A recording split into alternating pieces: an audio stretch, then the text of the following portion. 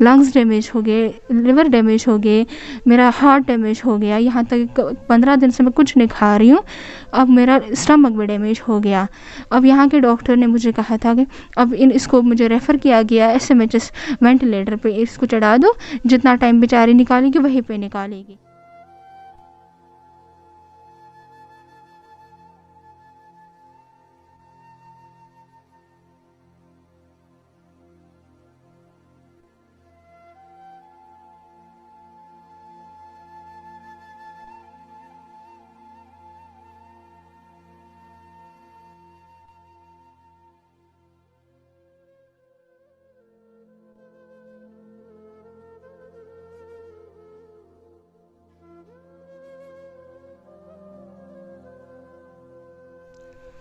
ناظرین السلام علیکم, میں ہوں آپ کا میزبان حیا جاوید. آپ دیکھ رہے ہیں دا وائس آف کشمیر اور کشمیر آن لائن. ناظرین, ہم آپ کو بتاتے چلے کہ ہمارے ساتھ ایک 22 سالہ جوان لڑکی بیٹھی ہے. ظاہری طور پہ لگتا ہے کہ جسمانی اعتبار سے چست ہے, لیکن اندر سے کیا کچھ ہے یہی بہتر جانتی ہے. آج ہم مجبور ہوئے ان کے جو دل کی بات ہے وہ عوام تک پہنچا دے. ناظرین, ایک تو ان کا ہارٹ انوالو ہو چکا ہے, اس کے بعد لنگس, لیور اور سٹامک. یہ ایک ایسی بیماری میں مبتلا ہو چکی ہے جہاں اب یا تو اللہ تعالیٰ ہی انہیں بچا سکتا ہے, یا پھر اگر عوام یہاں کی جو آج تک دیکھا گیا ہے ہر اعتبار سے مدد کرتے ہیں ان اشخاص کی جو ضرورت مند ہے, یہاں ان کا علاج نہیں ہو سکتا ہے, اشد ضرورت ہے کہ انہیں دلی لیا جائے. 20 سے 25 لاکھ تک رقم خرچ ہوتی ہے. آج تک جتنا بھی ان کے پاس تھا انہوں نے وہ صرف کر دیا, لیکن اب مالی اعتبار سے ان کے پاس کچھ نہیں.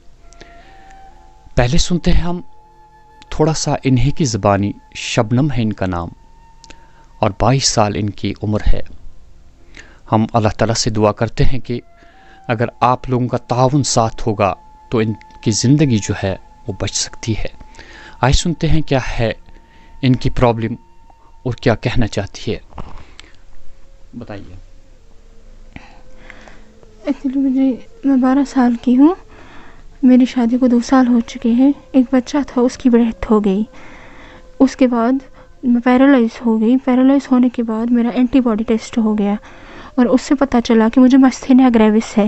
لیکن یہاں کے ڈاکٹرز نے میرا کافی علاج کیا, لیکن میرا کچھ نہ ہو سکا. پھر جو بھی میرے پاس تھا, میں دلہن ہی تھی, 1 سال کی دلہن تھی, جو بھی میرے پاس تھا میں نے سب کچھ بیچا اور میں دلی چلی گئی. دلی میں میرا ٹریٹمنٹ ہوا, جو بھی پیسہ تھا وہاں پہ سارا خرچ ہو گیا. وہاں پہ میرے ٹیسٹ ہو گئے, سب کچھ انہوں نے دیکھا کہ مجھے کیا بات ہے, میں کس وجہ سے پیرالائز ہو چکی ہوں. تو انہوں نے وہاں پہ کہا کہ اس کو مستھینیا گریوس ہے اور اس کے ساتھ ساتھ اس کو تھائمیکٹومی ہو چکا ہے. تھائمیکٹومی کسی بھی حال میں اس کو ریموو کرنا ہے. لیکن اس ٹائم انہوں نے ایسٹیمیٹ دیا سرجری کا خرچہ آتا ہے 16 لاکھ روپے. لیکن اس ٹائم مجھے کرائے کے سوا کچھ نہیں بچا تھا. میں نے کہا میرے پاس اس ٹائم کچھ نہیں ہے, مجھے کچھ مہلت چاہیے تاکہ میں گھر جا سکوں, وہاں پہ کچھ انتظام کریں. پھر جب انہوں نے بولا 15 دن کے لیے ہم آپ کو مہلت دے سکتے ہیں, اگر 15 دن کے بعد آپ کو اور 16 دن ہو گئے, آپ کا لیور ڈیمیج ہو سکتا ہے, آپ کی کڈنی ڈیمیج ہو سکتے ہیں, لنگس ڈیمیج ہو سکتے ہیں. لیکن جب میں گھر آئی تو ہمیں آج تک مارچ کی بات کری, مارچ میں گئی تھی, لیکن آج تک ہم نے بہت کوشش کی, یہاں گئے وہاں گئے, NGOs کے پاس گئے, لیکن کسی نے ہماری کوئی مدد نہیں کی. آج تک میں انتظار کرتے کرتے 4 مہینے پہلے میں نے ٹیسٹ کیے تو میرا لنگس ڈیمیج ہو گئے, لیور ڈیمیج ہو گئے, میرا ہارٹ ڈیمیج ہو گیا, یہاں تک 15 دن سے میں کچھ نہیں کھا رہی ہوں. اب میرا اسٹمک بھی ڈیمیج ہو گیا. اب یہاں کے ڈاکٹر نے مجھے کہا تھا کہ اب اس کو مجھے ریفر کیا گیا SMHS وینٹیلیٹر پہ, اس کو چڑھا دو, جتنا ٹائم بیچاری نکالے گی وہیں پہ نکالے گی. لیکن میں نے اپنے گھر والوں کو کہا کہ نہیں, اگر مجھے موت بھی لکھی ہوگی تو میں گھر پہ ہی مروں گی, کیونکہ پیسوں کا انتظام آج تک کچھ نہیں ہوا. ہم نے بہت کوشش کی, لیکن اب میں مجبور ہو کہ میں عوام سے اپیل کرتی ہوں, اگر کوئی میری جان بچا سکتا ہے تو بس وہ سب آپ کے ہاتھ میں ہے, باقی زندگی تو اوپر والے کے ہاتھ میں ہوتی ہے. اگر آپ میری کچھ مدد کر سکتے ہیں تو وہ آپ کی مہربانی ہوگی.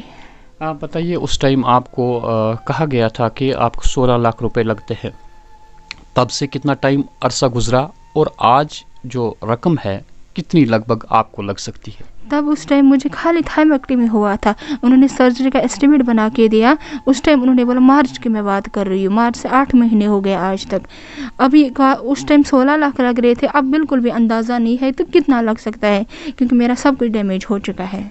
آپ یہاں کی جو کنسرن محلہ کمیٹی ہے، کیا اس بارے میں انہوں نے آپ کو لکھ کے دیا ہے؟ کیونکہ آج کل جو لوگ ہیں زیادہ بھروسہ نہیں کرتے ہیں، کیا آپ کے پاس کوئی ایسی لیٹر ہے جو آپ کے محلے والوں نے دی ہے؟